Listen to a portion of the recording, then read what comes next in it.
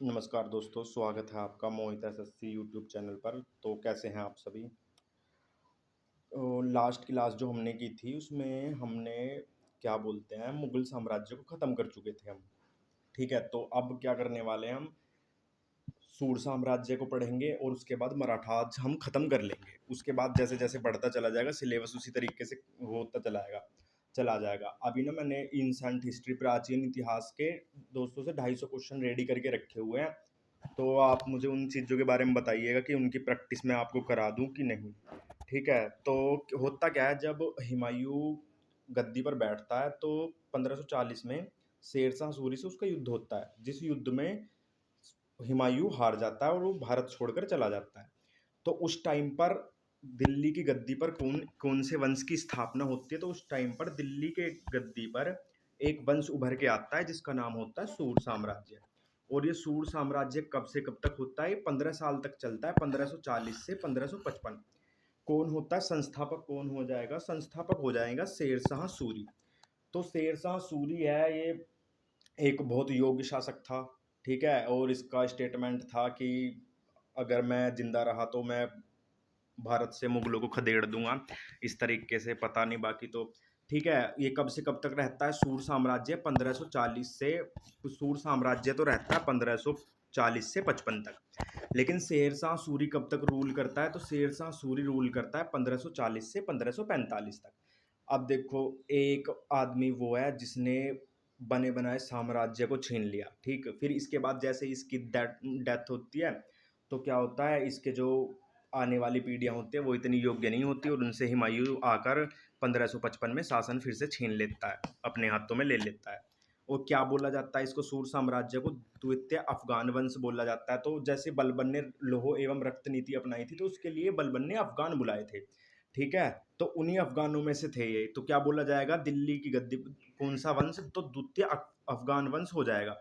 भाषा कौन सी हो जाएगी इनकी? तो भाषा इनकी फारसी हो जाएगी। बचपन का नाम क्या हो जाएगा सूर इसका शेरशाह सूरी का? तो फरीद खां हो जाएगा। पिता कौन थे इसके? तो हसन खां थे पिता। ठीक है, पुस्तक कौन सी हो जाएगी शेरशाह सूरी की? तो तारीख ए शेरशाही हो जाएगी, जिसे अब्बास खां शेरवानी ने लिखा था। किसने? अब्बास खां शेरवानी ने लिखा था। और किसके कहने पर लिखा गया था ये? तो अकबर के कहने पर लिखा था। अकबर को जब पता चला हाँ भाई ऐसे ऐसे ऐसे ऐसे था ये, तो फिर अकबर ने बोला कि इसके ऊपर किताब लिखो। तो अब्बास खां शेरवानी ने तारीख ए शेरशाही बुक लिख दी थी। ठीक है, अब इसकी उपाधियां कौन सी? उपाधियां एवं विवाह संबंधित इतिहास। बिहार के सूबेदार बिहार के सूबेदार बहार बहार खान लोहानी या मोहम्मद शाह। बहार खान ही होगा ये, सर बैरम खां हो जाएगा। तो ठीक है, देख लेंगे इसे। तो बहार खान लोहानी हो जाएगा। मोहम्मद शाह ने फरीद खां को शेर खां की उपाधि दी एवं जलाल का संरक्षक बनाया। किसका? तो जलाल का संरक्षक बनाया था। शेरशाह ने बहार खान लोहानी की विधवा बेगम से विवाह कर लिया। तो कौन था? शेरशाह सूरी ने क्या किया? बहार खान लोहानी जो था इसकी विधवा से क्या कर ली थी? तो शादी कर ली थी इसकी विधवा से। ठीक है, सॉरी सॉरी सॉरी सॉरी भाई, क्या कर ली थी? इसकी विधवा से शादी कर ली गई थी। ठीक, उसके बाद क्या आ जाएगा? उसके बाद आ जाएगा 1529। बंगाल के नुसरत शाह को हराकर हजरत ए आला यानी हजरत अली की उपाधि धारण की। तो किसने? शेरशाह सूरी जो था उसने 1529 में पहले किसको हराया? तो पहले हराया था किसको? बंगाल के बंगाल के थे नुसरत शाह को हराकर किसकी उपाधि धारण कर ली थी? तो हजरत किसकी? हजरत ए आला की उपाधि धारण कर ली थी, जिसको क्या बोला जाता है? हजरत अली भी बोला जाता है। ठीक है, फिर 1530 में आ जाता है चुनार का किला मिर्जापुर, उसको जीता। ठीक है, और वहां पर क्या किया इसने? 1530 में चोनार का किला मिर्जापुर में जीता और वहां पर कौन थी? लाड़ मल्लिका से विवाह कर लिया। किससे विवाह कर लिया? तो लाड़ मल्लिका से विवाह कर लिया। पता नहीं इनको क्या ही होता था भाई, जो देख रहा है वही शादी कर रहा है, जो देख रहा है वही शादी कर रहा है, जहाँ जा रहे हैं वहीं से ही शादी करके ला रहे हैं। इनके घर में कलेश ना होता था क्या? ठीक, अब बढ़ जाते हैं आगे 1539 में चौसा का युद्ध। ये चौसा का युद्ध किसके साथ हुआ था? तो ये ही युद्ध था जो इसने हुमायूं के साथ लड़ा था, शेरशाह सूरी ने। 1539 का चौसा का युद्ध। ठीक है, तो कौन सा हो जाएगा? 1539 हो जाएगा, चौसा का युद्ध हो जाएगा शेरशाह।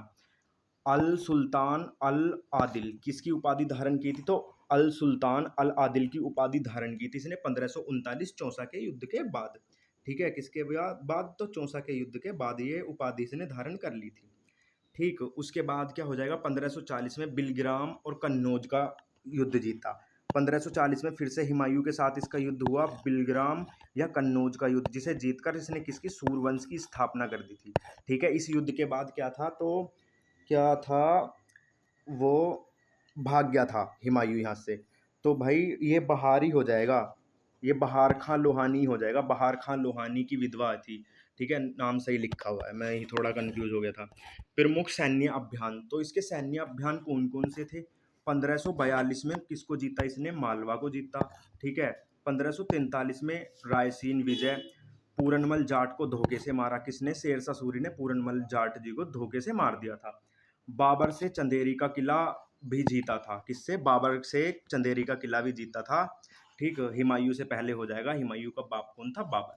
1545 कालिंजर पर आक्रमण, बांदा यूपी। तो कालिंजर का किला था बांदा यूपी का, जिसमें कौन थे? चंदेल शासक थे कीर्ति सिंह के खिलाफ। क्या किया इसने? 1545 में एक आक्रमण किया कालिंजर पर, जो कहाँ पर पड़ता है? कालिंजर बांदा यूपी में पड़ता है। और कौन थे उस टाइम पर वहां के शासक 1545 में? तो चंदेल शासक थे कीर्ति सिंह। ठीक, इस दौरान क्या है, उक्का नामक तोप चला रहा था ये, और तोप का गोला जो था दीवार में टकराकर इसके पास ही आके गिर गया, जिससे क्या हुआ? शेरशाह सूरी की मृत्यु हो गई गोले फटने के कारण तोप का, तो इसकी मृत्यु हो जाती है। ठीक है, तो ऐसे यही इसकी इच्छा थी कि ये कालिंजर के किले को जीतते, पर नहीं जीत पाया था। ठीक है, तो कुछ इच्छाएं होती हैं जो अधूरी रह जाती हैं। ठीक, महत्वपूर्ण सुधार एवं निर्माण, अकबर का अग्रगामी कहा जाता है। किसको? शेरशाह सूरी को क्या बोला जाता है? अकबर का अग्रगामी कहा जाता है। मकबरा कहाँ पर था इसका? सासाराम बिहार में इसका मकबरा बन जाता है। इंपॉर्टेंट पॉइंट है, याद रखना है आपको। ठीक है, भू राजस्व व्यवस्था, तो भू राजस्व व्यवस्था पैदावार का 1/3 लेनी थी इसने।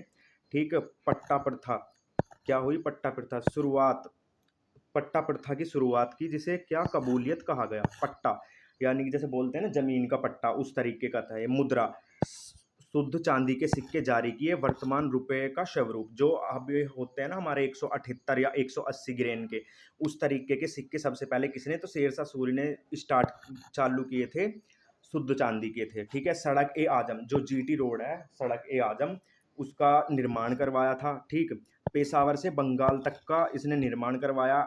लॉर्ड ऑकलैंड ने इसे नाम दिया था जीटी रोड। तो इसने क्या नाम दिया था जब शेरशाह सूरी ने? तो सड़क ए आजम नाम रखा था शेरशाह सूरी ने।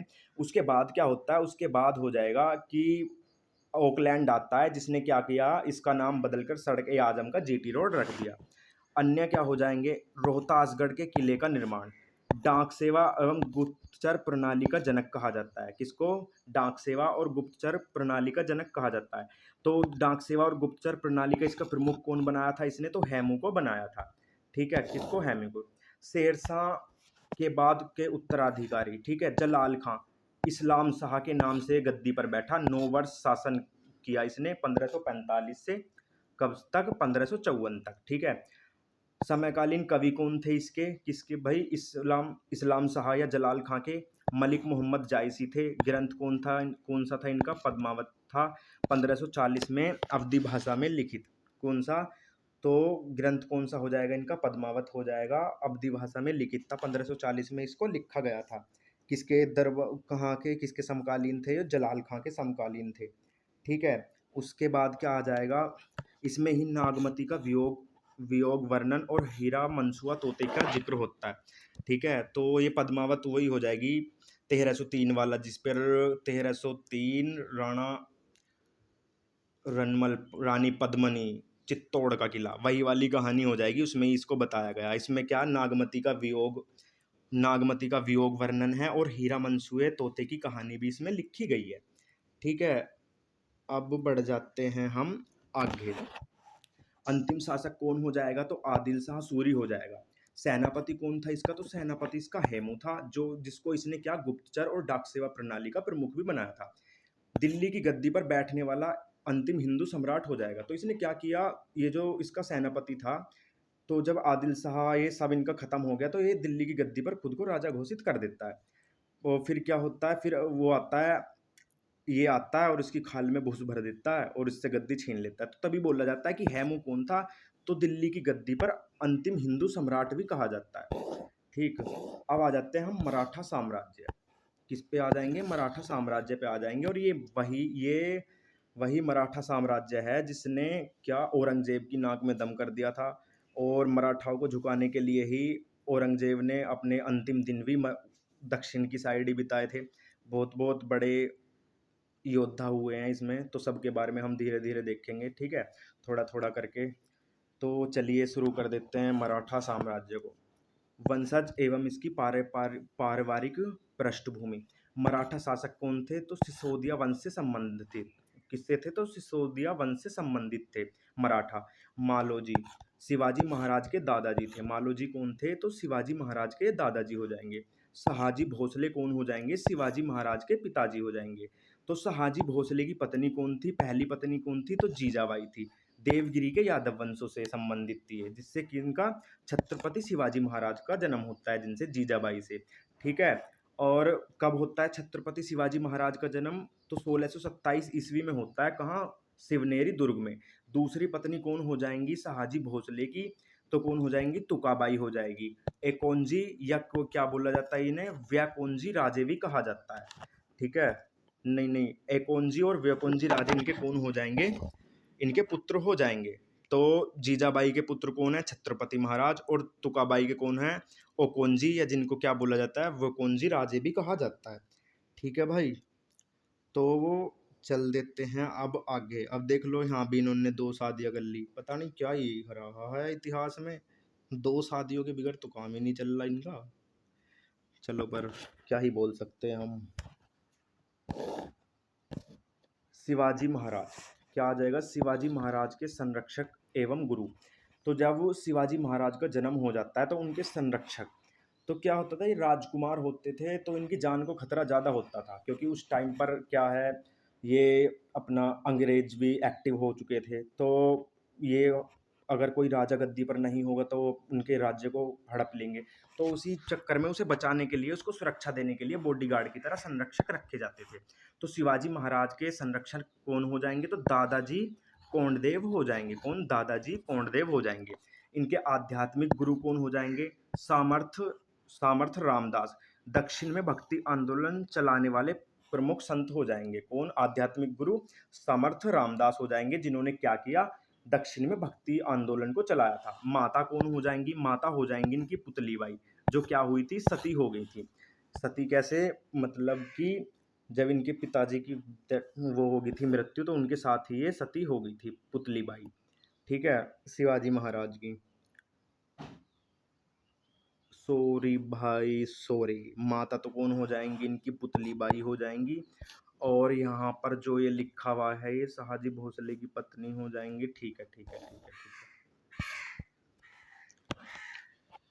है। 1 मिनट, 1 मिनट का समय दीजिए बस।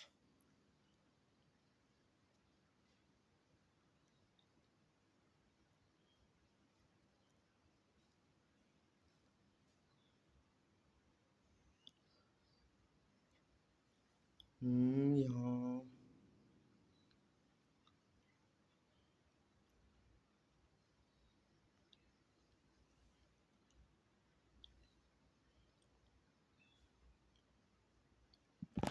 भाई, ये जो यहाँ पर लिखा हुआ है ना, सॉरी माफ़ी चाहूँगा, चलो कंटिन्यू करते हैं। ये यहाँ पर जो है ना, ये माता नहीं होंगी इनकी।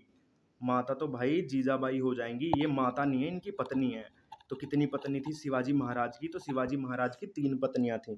कौन कौन थी? तो एक तो साराबाई थी, जिनसे किस पुत्र का जन्म हुआ था? संभाजी महाराज, संभाजी फर्स्ट का जन्म हुआ था। पुतली बाई जो थी, ये वो थी जब इनकी मृत्यु के बाद ये इनके साथ सती हो गई थी। और एक कौन थी? एक सोयरा बाई हो जाएंगी, जिनसे राजा राम का जन्म हुआ था, ठीक है। तो 3 पत्नियां हो जाएंगी। ये माता लिख दिया, टेक्निकल ग्लिच हो गया ये, चलो छोड़ते हैं अब इसे। पत्नी को, पत्नी एवं पुत्र, तो कितनी पत्नियां हो जाएंगी? 3 हो जाएंगी। एक तो कौन हो जाएंगी?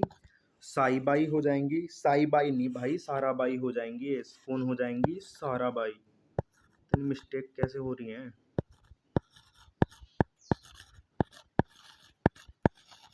साराबाई हो जाएंगी। एक तो पेन नहीं चलता टैब पे। पुत्र कौन हो जाएंगे साराबाई से? तो संभाजी महाराज हो जाएंगे। ठीक है, एक कौन हो जाएंगी, एक सोयराबाई हो जाएंगी, जिनसे किस पुत्र का जन्म हुआ, तो इनसे होता है राजा राम का जन्म। ठीक, अब आ जाते हैं राज्याभिषेक पे। किसको पढ़ रहे हैं हम, शिवाजी महाराज को पढ़ रहे हैं। अब उनके राज्याभिषेक के बारे में देख लेते हैं।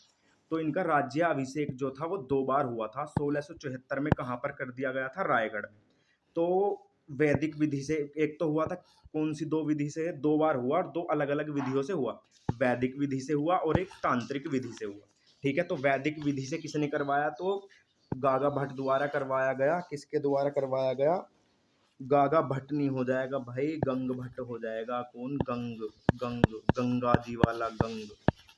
ठीक है, गंग भट्ट हो जाएगा। ठीक है, द्वारा। और जो तांत्रिक विधि थी, तांत्रिक विधि की को किसने पूरा किया, तो निश्चलपुरी गोस्वामी द्वारा पूरा किया गया था। ठीक है, गद्दी पर बैठने पर छत्रपति एवं सैंधव किसकी उपाधि धारण की थी, गद्दी पर बैठने के बाद शिवाजी महाराज ने, तो छत्रपति और हैंदव की उपाधि धारण की थी। किसकी, हैंदव की, धर्म उद्धारक। तो हैंदव धर्म उद्धारक की उपाधि धारण की थी। ये 2 उपाधियां धारण की थी गद्दी पर बैठने पर। ठीक है, शिवाजी महाराज के प्रमुख अभियान, तो प्रमुख अभियान कौन कौन से हो जाएंगे, प्रमुख अभियान एवं घटनाएं। रोहिदेश्वर दुर्ग, कौन सा, रोहिदेश्वर दुर्ग। सबसे पहले क्या किया, इस पर नियंत्रण किया। तो शिवाजी महाराज द्वारा सबसे पहला नियंत्रण किस किले पर किया गया, तो रोहिदेश्वर दुर्ग पर किया गया था। ठीक है, और ये किसके अंडर में था, तो पुणे के आदिल शाह के अंडर में था। 1646 में तोरण का किला अपने अधीन किया, इनायत खां से इसको छीन लिया। 1656 में क्या किया, तो 1656 में रायगढ़ को अपनी राजधानी बनाया। 1659 में क्या किया, कोकण पर अधिकार एवं प्रतापगढ़ किला जीता। अफजल खां ने किरसनजी भास्कर को दूत बनाकर भेजा और शिवाजी ने अफजल खां का वध कर दिया। तो आपने वो देखी होगी स्टोरी कि अफजल खां एक अफगान था, लंबा तकड़ा, 6 साढ़े 6 फीट का आदमी था, और शिवाजी महाराज की हाइट छोटी थी। तो अफजल खां क्या करता है, शिवाजी महाराज को आमंत्रित करता है। तो शिवाजी महाराज उसकी चाल को समझ जाते हैं और वो एक अंदर ऐसा सूट पहन के जाते हैं जैसे ब्लड प्रूफ जैकेट होती है उस टाइप का। तो उसमें चाकू मारा जाता है, तो चाकू लगता नहीं है, रपट जाता है। ठीक है, तो वहां पर जाते हैं, अफजल खान इनसे गले मिलता है, और जैसे ही गले मिलता है तुरंत वो चाकू मार देता है इनकी पीठ पे। पर क्या होता है, चाकू लग नहीं पाता, चाकू रपट जाता है। तो उसी टाइम पर जो शिवाजी महाराज थे वो हाथ में बागनक पैर के जाते हैं, जिसमें क्या होते थे, जिसमें शेर के पंजे, शेर के नाखून होते थे। तो उससे क्या करते हैं, उसके पेट को चीर देते हैं और उसका वहीं पर वध वध कर देते हैं। 1664 सूरत की प्रथम लूट, क्या किया, तो 1664 में सूरत को लूटा। ठीक, 1665, तो 1665 में क्या हो जाएगा, पुरंदर की संधि, शिवाजी महाराज वर्सेस मिर्जा राजा जयसिंह के बीच में हुई। 5 लाख हून वार्षिक देने का वादा किया गया शिवाजी महाराज के द्वारा। 35 में से 23 किले मुगलों को दे दिए गए। संभाजी महाराज को 5,000 का मनसब बना दिया गया। क्या बना दिया गया भाई, संभाजी महाराज को 5,000 का मनसब बना दिया गया इनके पुत्र को। ठीक है, शिवाजी महाराज को फादर ऑफ इंडियन नेवी, भारतीय नौसेना का जनक भी कहा जाता है। ठीक, उसके बाद क्या होता है, शिवाजी महाराज द्वारा लगाए गए कर, तो कौन से थे, 2 प्रमुख टैक्स थे। चौथकर जो उतना होता था, कुल आय का 25% होता था, और सरदेशमुखी जो 10% लिया जाता था कुल आय का। तो चौथकर तो ये लिया जाता था जमीन के लिए, और सरदेशमुखी लिया जाता था रक्षा करने के लिए।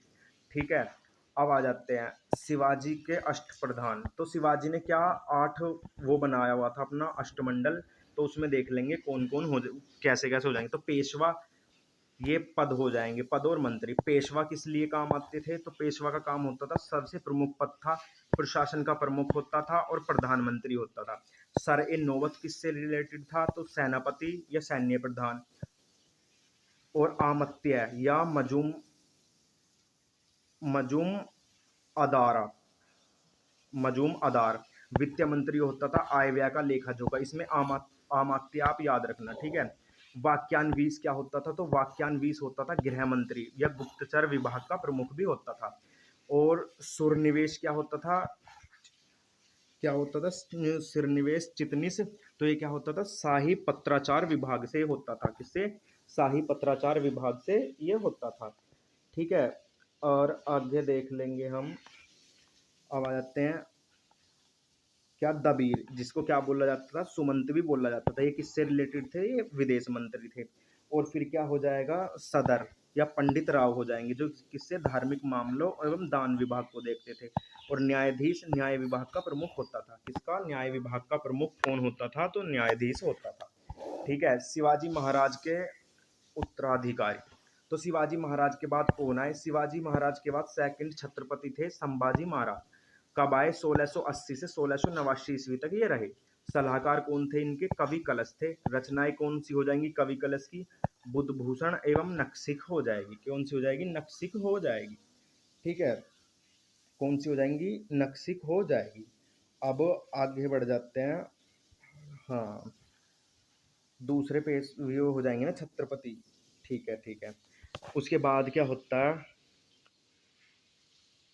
उसके बाद चल लेते हैं हम आगे। तो क्या होता है? इनके पुत्र कौन होते हैं? साहूजी महाराज। संभाजी ने अष्टप्रधान व्यवस्था को शिथिल समाप्त कर दिया था। तो साहूजी महाराज जो आए थे उन्होंने क्या किया? तो साहूजी महाराज द्वारा किसको, ये जो थी अष्टप्रधान जो ये बनाए हुए थे, इनको समाप्त कर दिया गया था।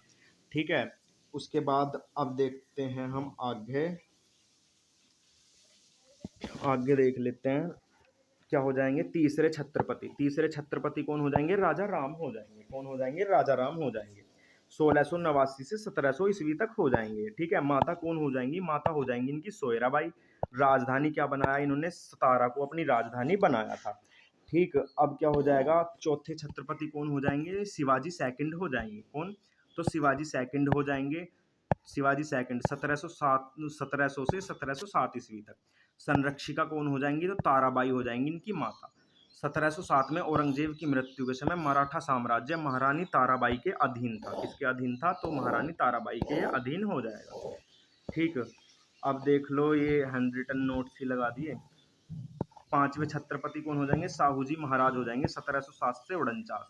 इनको क्या कैद से आज़ादी मिली और क्या बोला गया? इन्हें मुअज्जम कहा गया। मुअज्जम से। ठीक है। 1707 में उत्तराधिकार का युद्ध हुआ साहूजी वर्सेस ताराबाई के बीच। भाई ये ना थोड़ा, मैं इसे कल ही करवाऊंगा, आप आज यहीं तक देख लीजिए, इसमें कुछ मिस्टेक है नीचे पीडीएफ में। ठीक है। तो मिलते हैं अपनी नेक्स्ट क्लास में। आप मुझे प्रैक्टिस के लिए बता दीजिएगा। ठीक है। तब तक के लिए बाय बाय, टेक केयर, जय हिंद।